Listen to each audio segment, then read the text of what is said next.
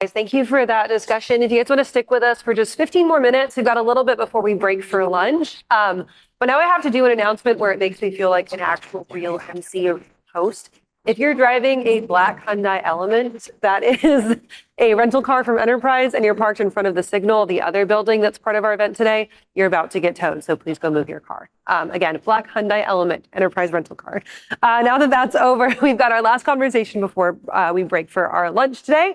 Go ahead and welcome up Julie Vandekamp, one of our fine Sonar folks here, for a conversation about pricing, everybody's favorite.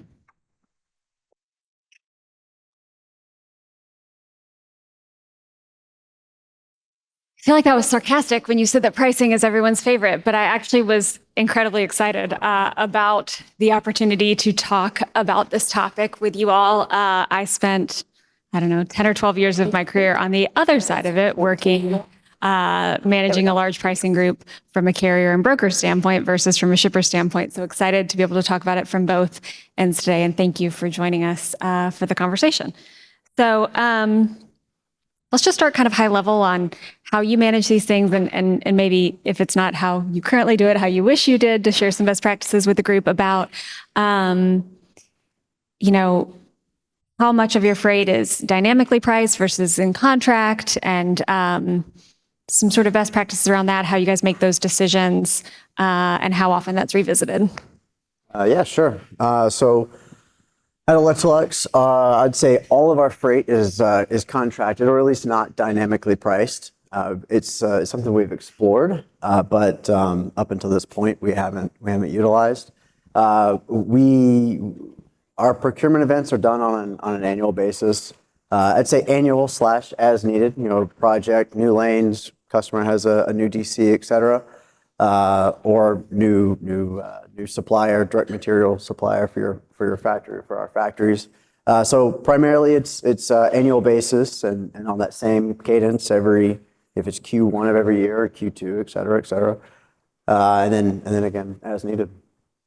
How do you guys use freight data to influence that, either the rate negotiations through that process or the decisions on when to have that annual RFP process? It sounds like you guys are pretty static, and when you do it, is there ever any flexibility in that based on what's happening in the market? I wouldn't say there's necessarily any fluctuations on when we hold the RFP. I would say that there's fluctuations on what we include into the RFP. If there's lanes where we're well below market and the carrier's not, or the vendor's not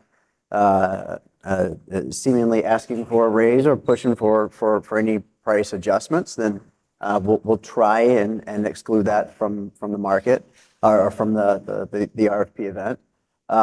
As far as how we use the data, to be transparent, so we just signed up with FreightWaves. It's our first year.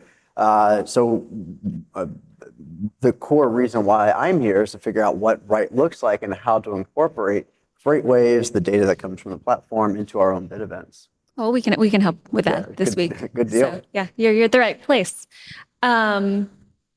So when you're going through, whether it be a bid process or whether it be just, I'm sure there's regular reviews of your routing guide and where rates are sitting. Are there any tools or tactics that you try to use to achieve fair competitive pricing and navigating sort of economic fluctuations and capacity availability? Oh, that's a lot of questions in one. So we can start with one part of that and then go on. Sure. Tools and tactics you recommend for just, negotiating price and ensuring that your organization is aligned with the market.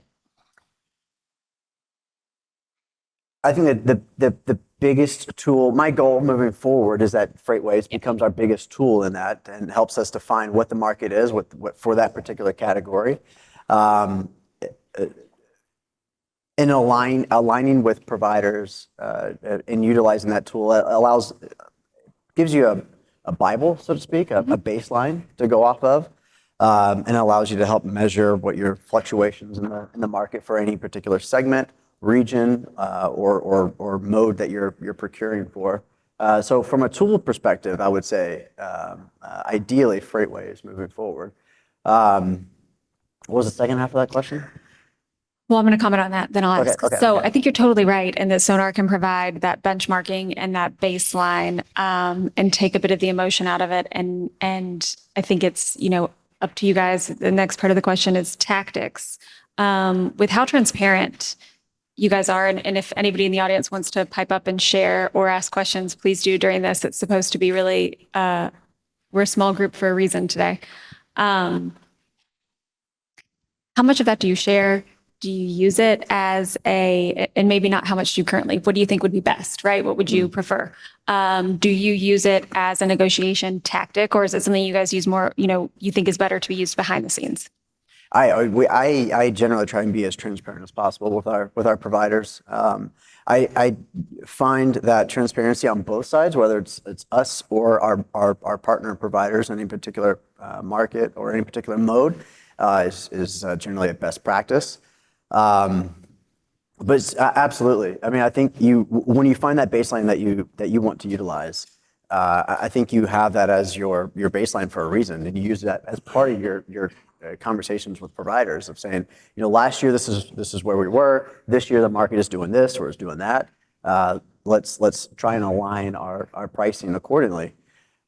We've looked into, going back to the first question, we've looked into dynamic pricing where you lock in an LTA and it fluctuates with the market. I think the challenge with that is it's harder to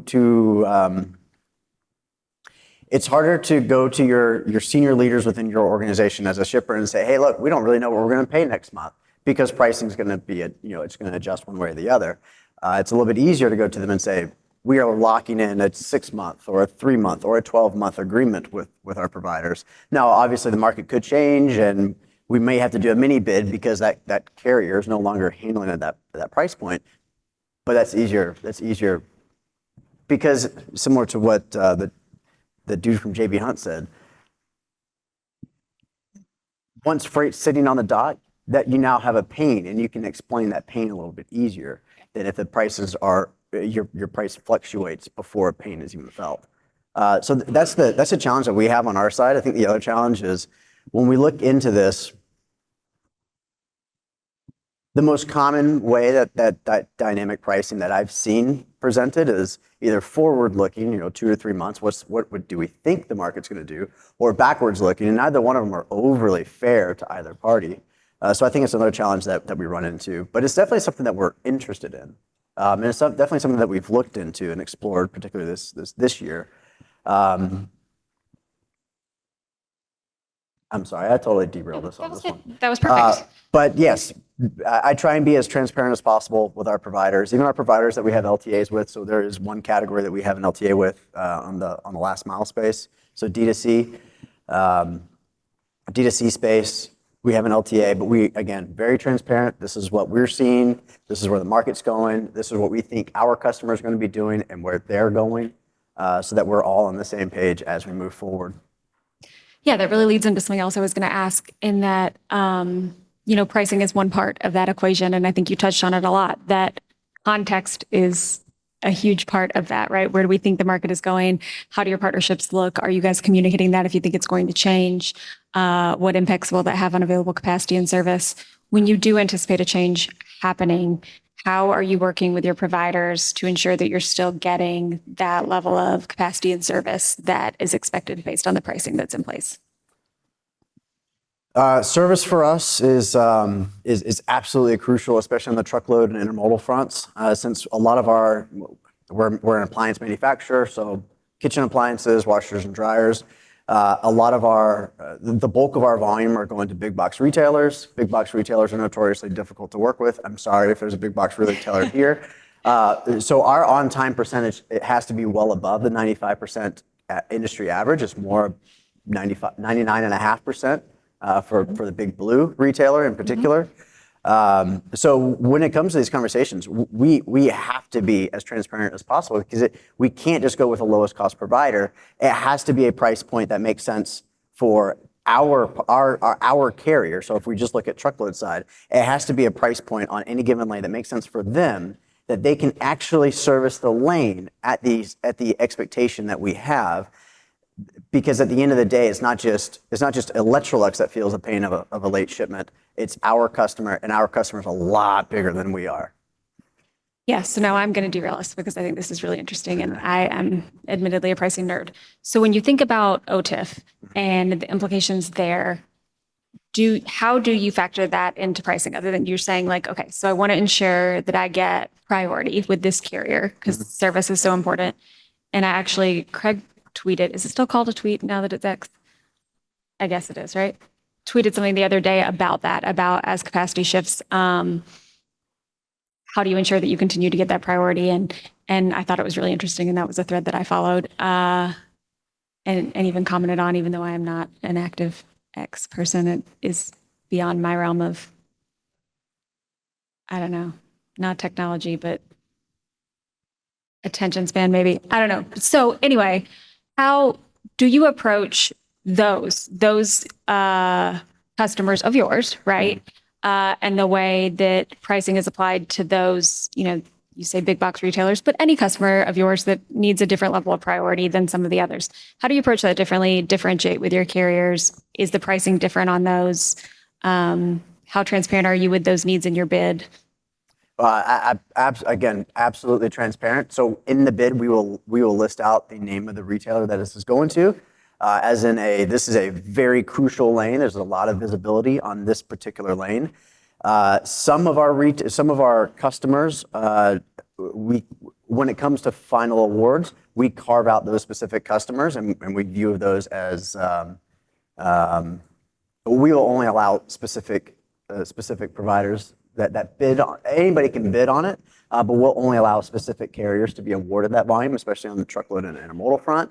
And it's purely based off of historical service expectations or KPIs that we've had with that particular carrier. So in the last year, if carrier A absolutely killed it, they were 99% on non-big box retail freight, then we assume that we can trust them on this big box retail freight. But even at that point, we will only award them a small percentage of that. It's definitely a crawl, walk, run mentality. But we're still transparent throughout the RFP process, throughout the communication with the provider, whether that's in the bid itself or calls that we have during the bid or post bid. And we have to be upfront with them and say, this is the expectation. At that price point, can you meet this KPI, this SLA? Yeah, and I think some shippers are being on the other side of that and being someone who, we did a ton of retail in my prior life. So someone who was extremely familiar with the service requirements specifically for delivering into some of those larger retailers. It was incredibly helpful for us when we knew that exactly what that was and exactly what the expectations were and how it was going to be scorecarded.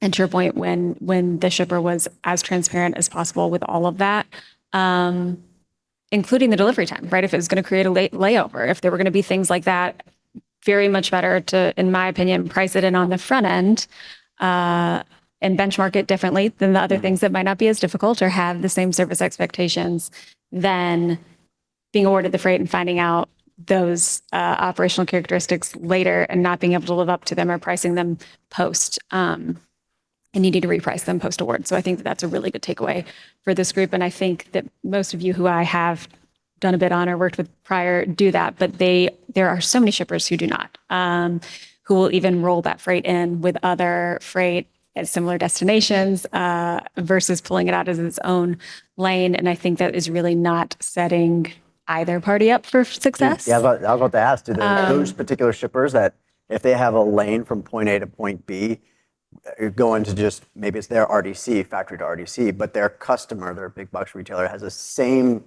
DC at a much higher SLA expectation in that same point A to point B, do they find success in bundling all that together? No, I mean, Yeah, I think the no way. more sophisticated ones certainly break it out. I think that there's some who don't have the capabilities of scorecarding those things separately on the back end. So it goes back to data and reporting and a lot of the things that Ben and John and Ryan were talking about in the last fireside chat.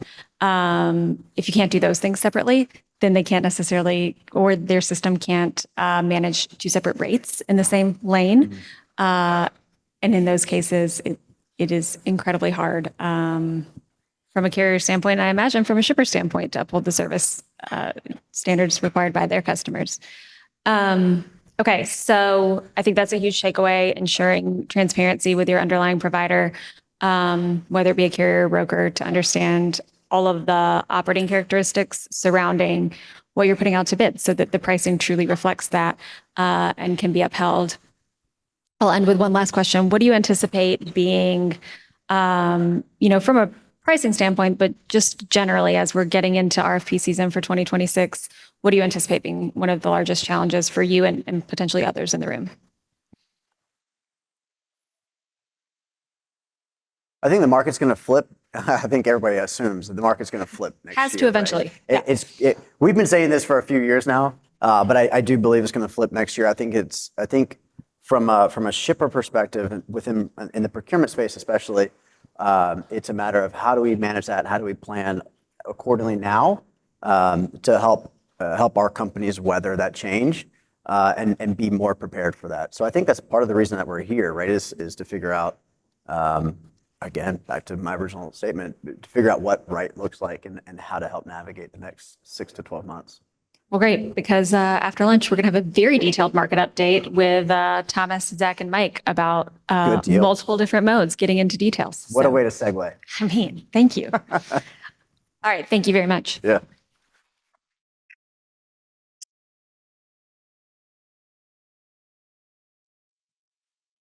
All right, guys. And Julie, I heard your dig about me being sarcastic about pricing. I swear. It's super fun. Pricing's fun. It's important to all of us that are in this room. Right now, I've got the best news so far of the morning. We are going to take that break for lunch. We've got about an hour break. It'll be right back behind you guys in the buffet style there. And feel free, this is a networking lunch. So I know that you probably came here with one or two of your friends. Find some other friends and shake some hands and get to know them. And then we will come back together at 12:45 for that market update. We'll have an afternoon round of information, and then we'll break before we head to dinner as well. So go ahead, enjoy it. We'll be back at 12:45.